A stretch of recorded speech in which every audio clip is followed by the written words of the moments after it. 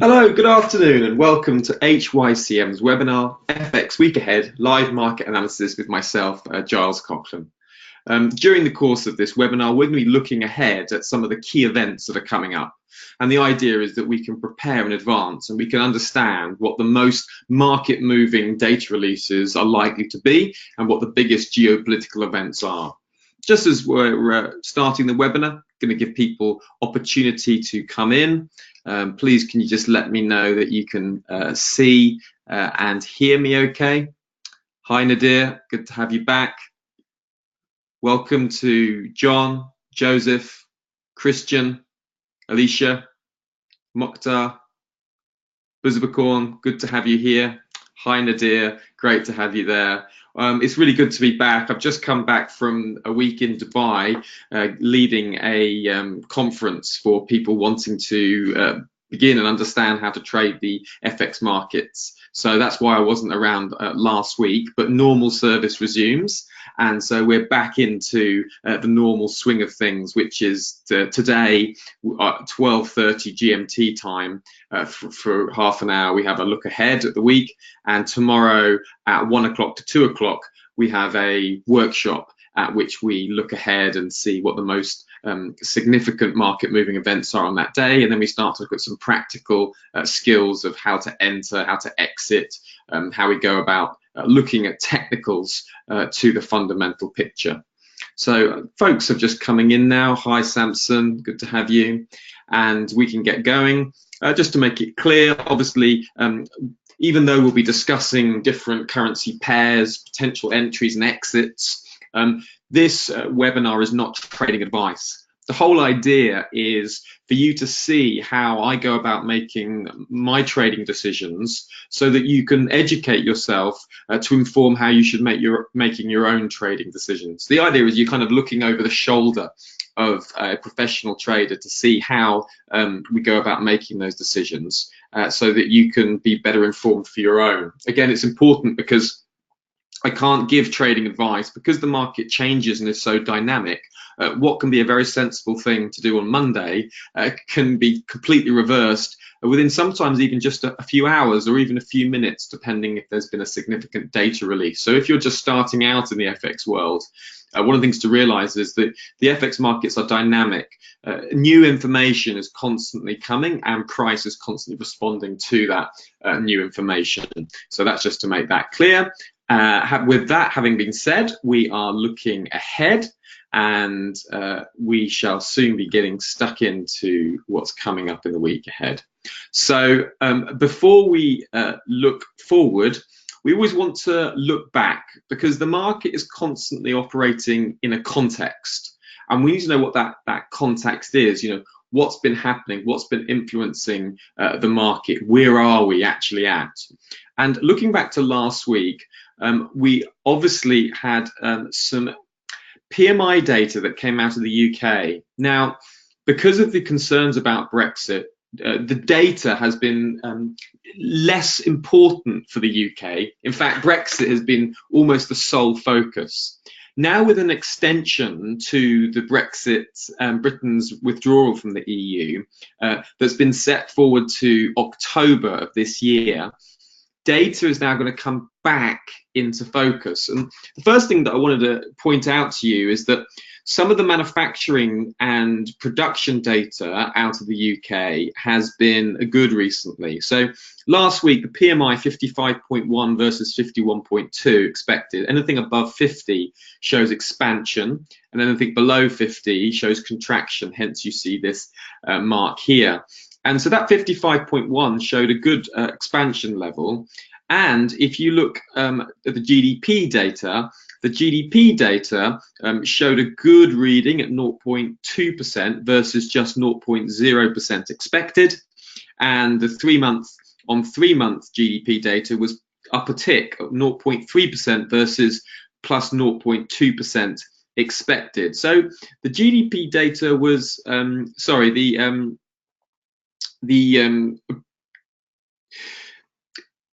the GDP data was better than expected, and that seems good, but actually I'll explain why it's not as good as expected. Okay, there was also factory data released as well. So you can see the manufacturing production up 0.9% versus 0.2% expected. Manufacturing up 0.6% versus minus 0.6% expected. Industrial production up 0.6%. So you can see it's a beat or expectations met across the board in construction, industrial, manufacturing. So in other words, the UK appears to be doing really well. But what's going on here? Actually, what's going on is Brexit data has made the Brexit situation has made the UK data seem better because of stockpiling ahead of Brexit. There's been a lot of uncertainty in the UK about whether supplies are going to run out of certain goods, medicines. Obviously, maybe if a country is importing goods from the European Union, and if there's a hard Brexit or a shock within that Britain's withdrawal from the European Union, obviously companies don't want to risk losing their materials. So what's been happening is a number of companies have been stockpiling various commodities, products, and materials in order to ensure that there isn't a shock if Britain has to surprisingly leave the European Union in a hard Brexit. So this is creating what's called a bullwhip effect, and it's something you need to be aware of. Okay, so if you look here, this bullwhip effect, this stockpiling creates a bullwhip effect. And basically, the issue with stockpiling is it creates these kinks in the supply chain. And this is where we see fluctuations. Suddenly there's strong demand, okay? And then that demand weakens, and then that demand hits up again, and it weakens and it strengthens. And the issue with this fluctuating demand is that it becomes very difficult for companies and for the Bank of England to actually detect how well the UK economy is actually doing. Because at the moment, this is what we saw at the end of last week. We saw PMIs up, GDP up. We saw manufacturing, industrial, construction output all up, which should indicate, oh, that sounds like the UK is doing well. Actually, it's this effect. It's the stockpiling. And the problem with this stockpiling, or this bullwhip effect as it's called, is that the downswing period is often more pronounced than the upswing. You think it would balance out, but actually people tend to get more fearful than they do hopeful. So there's a couple of things to look out for. So look out for good GDP data, good GBP data coming out of the UK. So particularly things with production. We will look at one particular event coming up, which is UK average earnings, which are due to be released this week. And there is a number of shortages in the labour market within the UK, particularly with hospitality. A lot of hospitality has been done by people who are not natively British. And obviously, people aren't coming in from the EU to fill those roles because there's no security whether they'll be allowed to remain in the UK. So there is some shortages of certain labour positions, which is obviously bumping up wages. So this effect we could expect to see in the wages data as well. So I'm expecting to see a good result for the wages data coming up. Okay. Now, last week we also had the European Central Bank. We will cover that in a minute, so don't worry.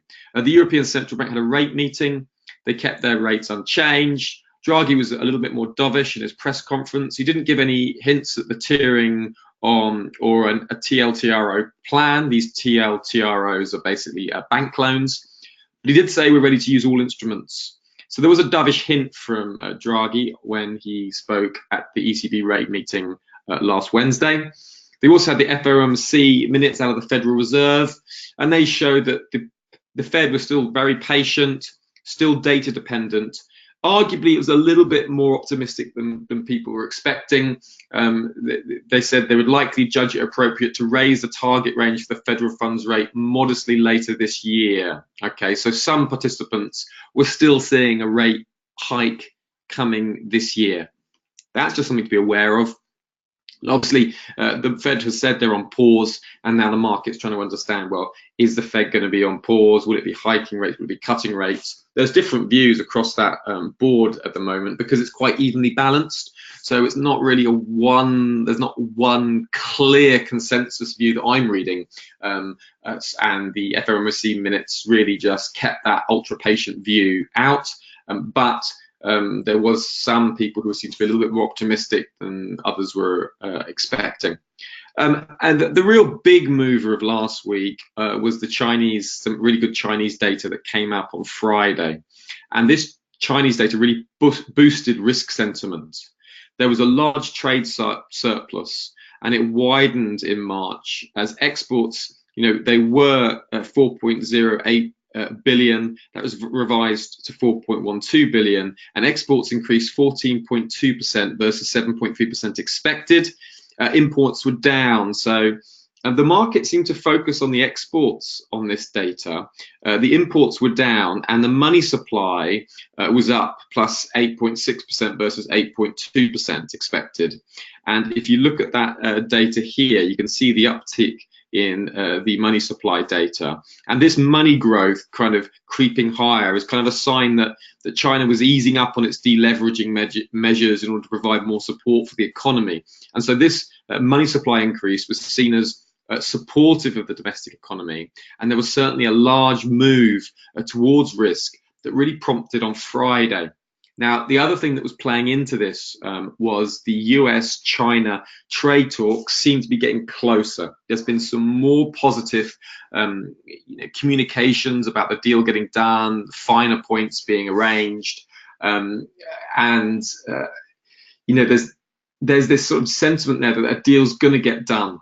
But people are still waiting for a deal. There hasn't been a deal that's definitely been decided yet. So there's this kind of uneasy balance. But this data out of China, and we will have some significant data out of China this week as well, so bear that in mind. A pair to look at is the Australian-Japanese yen pair, because now this is a key pair to watch for risk, okay? Because Australian dollar is a really great currency for growth. It's a mining export country, it's a consumer economy, and what's good for China is good for Australia. So China's been stimulating their economy again. There's the US-China trade deal that appears to be about to be agreed. So that's why you saw on Friday, Australia-Japanese yen, we saw that pair break out to the upside.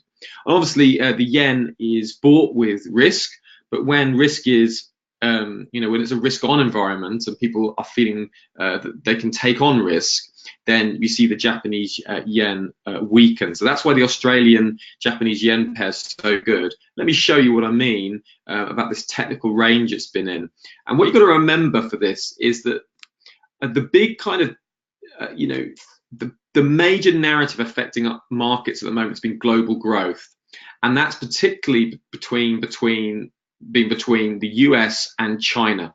That's the number one concern. And if you just briefly look at this pie chart here, you can see, look, China and US, between the two of them, make out around 40% of the world's entire GDP, okay? So if China and the US are at war with each other, that global growth is going to weigh on the entire world, those two countries, because of the extent to which they are really, linked with each other. So this Australian-Japanese yen pair, if you just look at, there we go, you see, it's been kind of stuck in this, contained by this sort of overhead range here, this sort of, around 80 figure, just above 70, put it at 80, you've got that key level. It's been broken out, and that was Friday's data, broke out to the upside. Now looking at that chart, a key target would be the 83 level up here. So looking at that, a measured target, if you took the breakouts from here, or took I'm looking for a retest down to 79.80. Stops below, 78, 61, and can play to the upside of 83, okay, which is a measured target of this range. So this is that. So this range is that target, and you can just put your stop below the low here. So that's potentially a trade that I'm looking at. Again, it's not trading advice, but it's based upon these two issues, and it's to do with global growth. So if China is pulling out of the sort of nosedive, if the US and China are going to agree a deal, it means that global growth narrative is going to be resolved, and the concerns over the global growth are going to recede. So that's particularly why this pair is decent. Again, if the opposite happens, then an Australian Japanese yen short would make sense if you get the exact opposite of our current situation. And that's just to make that clear. OPEC met last week in Vienna, and they were saying, they're expecting tighter oil markets in coming months. So that's potentially supportive of oil, although again, there's been troubles in Libya. That's been in the news last week, and that's been one of the reasons that oil was bid quite quickly last week. But remember that oil at the moment has fallen about 1%, and I'll explain why it's fallen today. But look for this: if there's more trouble in Libya because of the output that comes from Libya, particularly in Tripoli, if there's more problems in Tripoli, then oil supply will struggle to get to the market, and so the price of oil is going to go up. So watch out for that story. The weekend IMF statement came out, and they had growth risks tilted to the downside, expecting global growth to firm up from 2020, but the risks remain tilted to the downside. That's just kind of confirming, isn't it, that major story that financial markets are concerned with. The risks, trade tensions, geopolitical, financial conditions tightening against the backdrop of limited policy space. That's the idea with markets, just central banks increasing their interest rates. There's high debt levels. There's heightened financial vulnerabilities. So that was the IMF statement out on the weekend. With the start of this week, we've seen a mild risk on. Overnight, Asian equities kind of soared, and then they just pulled back just into their close. But it's a mildly positive start for European equities. At the moment, let's see what we got. At the moment, we've got the FTSE is around flat. We've got the DAX is just above flat. So quite a subdued start for UK and European equities at the moment. And the strongest currency was the pound.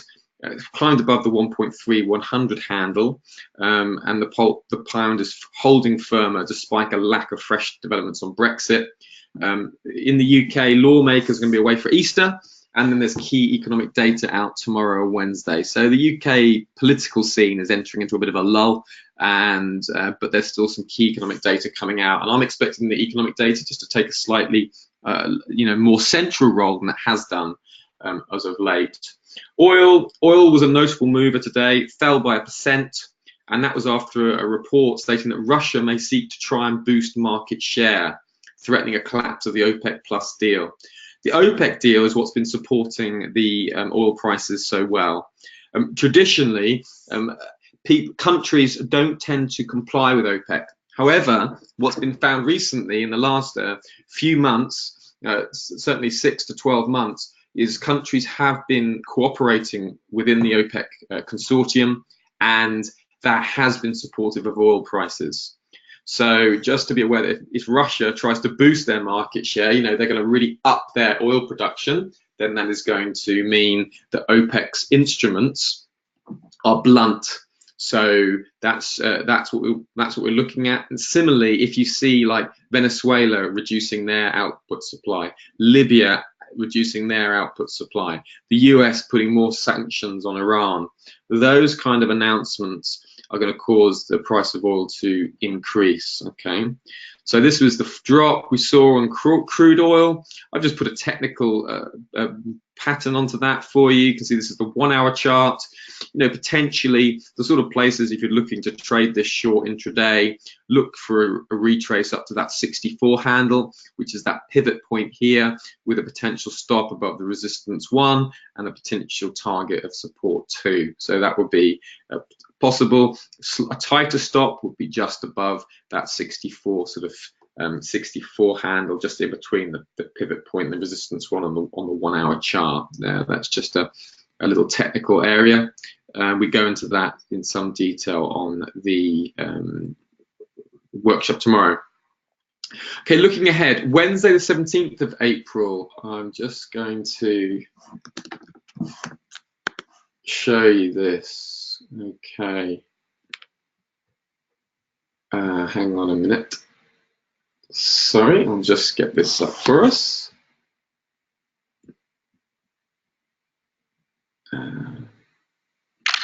There we go. So the data that's coming out, what we have here, we've got the Bank of Canada Business Outlook Survey. I'm not particularly expecting anything from that necessarily, but what I am looking at is the monetary policy meeting minutes out of the Reserve Bank of Australia. Always helpful to read the minutes.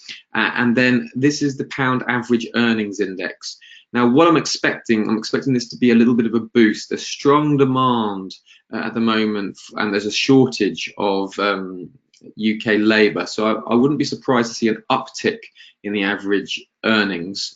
Again, that's what I'm expecting to see. But the event I really want to point out to you is the CPI quarterly data point that comes out for New Zealand. That's 11:45 GMT time. Now, what they're expecting is 0.3% quarter versus 0.0% prior. I'm expecting 1.7% year-on-year CPI data versus a 1.9% prior. So the expectations are that New Zealand will start to struggle to keep inflation within this 1 to 3% band, which is its target range. And the expectations have been growing for a New Zealand rate cut in 2019. So this data will be kind of quite key in giving a heads up on that view. So looking into that data point, just to be aware that we're probably going to see some New Zealand dollar weakness coming into that data point. Okay, you can see here, this is the New Zealand US dollar chart, and looking at that data, if that's a big miss, then we're going to see a reaction in the New Zealand dollar. So if we're getting like a, if you're not getting 1.7, if you're getting something like a 1.3, 1.2, 1.4%, we're going to see an immediate fall in the New Zealand dollar. That's a potential trade just to jump straight into short New Zealand dollar, and you could trade that with the US dollar currency pair. So that's one to look at. GDP data is coming out for China. Let's just get a refresher of this. So I'll just pull over this data point here. Okay, so what we've got here is, this is another one to watch, is the OPEC meetings are happening all day. Obviously be aware of the OPEC, and especially what I mentioned with oil. We want to look here at China. We've got industrial production, retail sales, unemployment rate, fixed assets, and the GDP data. So 3 a.m. Wednesday, April the 17th, very important. Here's the GDP data. It's been falling since 2014, 15, 16, 17, 18, 19. So it's kind of expected that it's going to fall again to 6.3% year-on-year reading.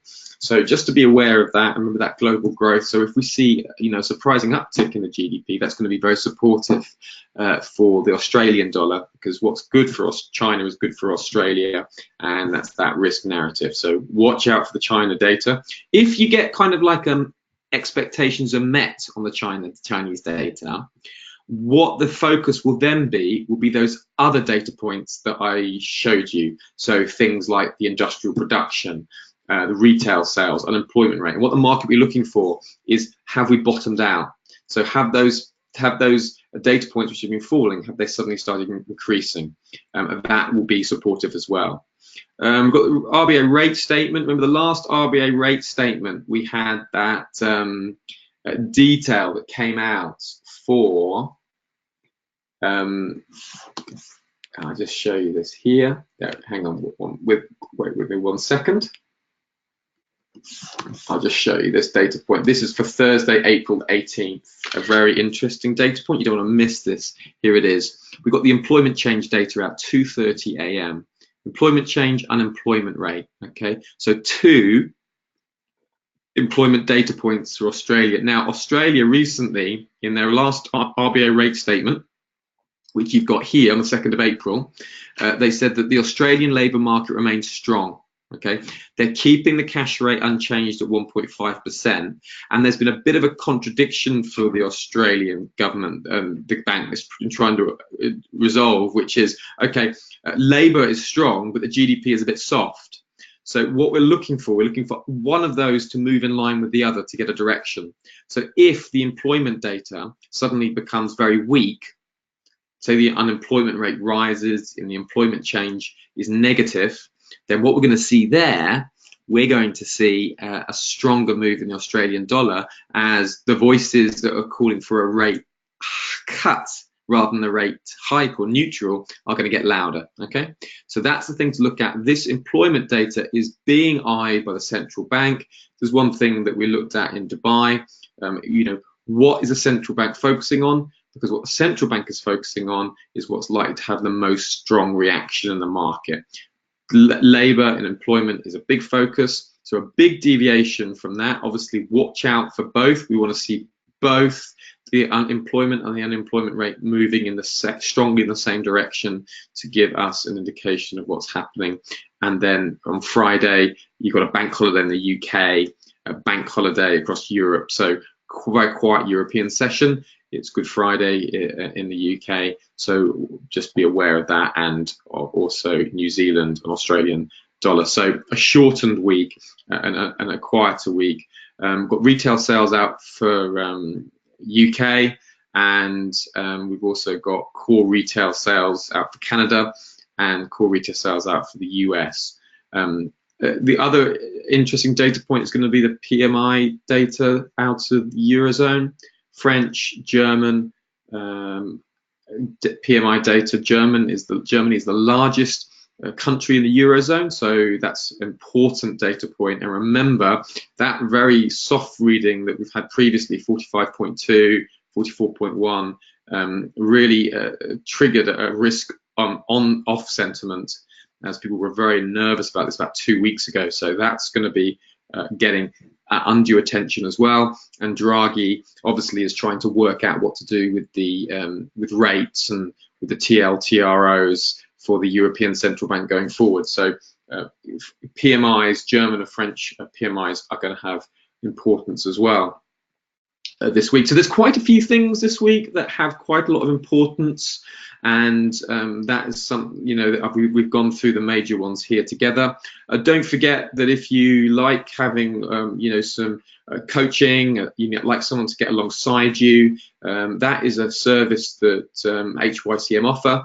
And if the way it works is if you deposit a certain amount of money in your account, you get certain benefits. So $1,500 dollar deposit means a 1 hour coaching session with myself. You get a resolution of personal trading queries. The Pro for $3,000, you get the 1 hour coaching session and you get 1 hour trading follow-up review. So that's like a follow-up, which is obviously quite helpful to have. And then the Premium, which is the 2 hour coaching session, 1 hour trading follow-up review, and 1 week VIP support. So you know, they're the things that we have on offer. And don't forget as well that tomorrow we have 1 hour's workshop between 1 o'clock and 2 o'clock GMT time, and we will be looking at, you know, one market session, looking particularly intraday, trying to put these elements into practice so we can see how to trade ourselves and how to make those trading decisions. Okay, guys, thank you very much for attending. Don't forget the webinar tomorrow. And if you have any questions, please do contact me. And it will be great to you know, see some of you tomorrow. Thank you very much for attending. I don't think there's anything else. I've got time for a question if anyone wants to ask a quick question before we go. No, that's great, Nadir. Yeah, I'm glad that's helpful. Yeah, a lot going on. I think the big takeaway really here is the US-China trade story. So that's what you want to keep in the front of your mind, because it's global growth that the market's really focused on, and we're kind of at this crossroads. Is the global economy going to pick up, or is it going to fall back? And that's what everyone's trying to make their mind up on at the moment. And we're going to see that being played out on the Australian dollar Japanese yen pair. So that's the best tip I've got for this week. Okay, guys, take care, and I hope to see some of you tomorrow. Goodbye.